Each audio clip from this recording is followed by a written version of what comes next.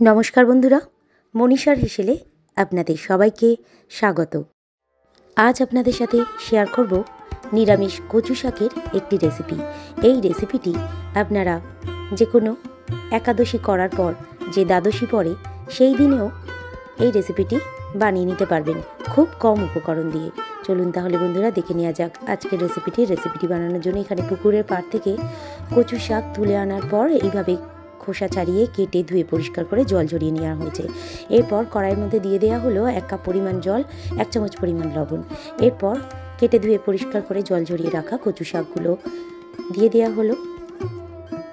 সমস্ত কচু শাকগুলো কড়াইয়ের মধ্যে দেওয়ার পর উপর থেকে বেশ কিছুটা পরিমাণ লবণ দিয়ে ঢাকা দিয়ে দেওয়া হয়েছে লো টু মিডিয়াম ফ্লেমে রেখে। এরপর কচু শাকটাকে সিদ্ধ হতে দেব 9 থেকে 10 মিনিটের জন্য। কচু শাকটাকে সিদ্ধ করে নেওয়া হয়ে গেলে একটি ঝুড়ির মধ্যে প্রথমে ঢেলে নেওয়া হয়েছে। এরপর একটি বাটি দিয়ে কচু শাক থেকে সমস্ত জল চেপে বের করে দেওয়া হয়েছে।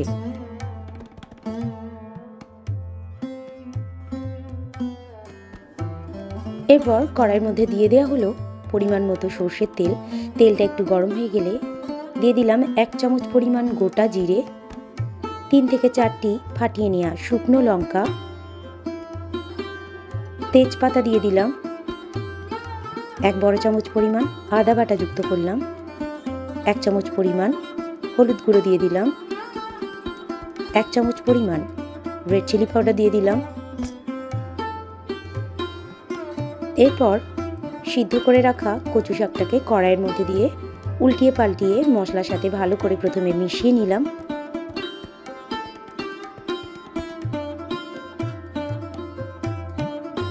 এরপর দিয়ে দিলাম আগে থেকে ভিজিয়ে রাখা কাঁচা ছোলা। আবারও সমস্ত কিছুকে খুন্তি দিয়ে ভালো করে উল্টিয়ে পাল্টিয়ে নেব। কচু শাক থেকে যেহেতু প্রচুর পরিমাণে জল বের হয়, সেই জলটাকে ভালো করে শুকিয়ে নিতে হবে।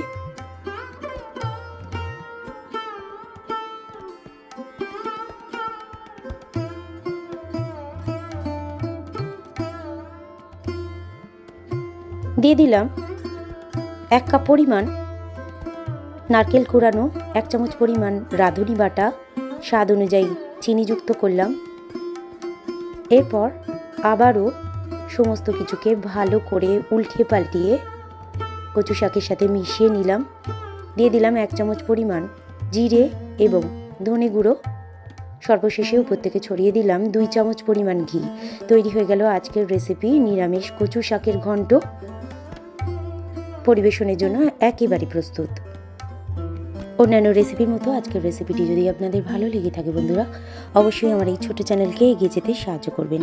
লাইক, কমেন্ট, শেয়ার করবেন। আর চ্যানেলে নতুন কোনো বন্ধু হয়ে থাকলে চ্যানেলটিকে সাবস্ক্রাইব করে পাশে থাকবেন। এই ধরনের রেসিপি সবার প্রথম দেখার জন্য পাশে থাকা বেল আইকনটিতে প্রেস করে রাখবেন।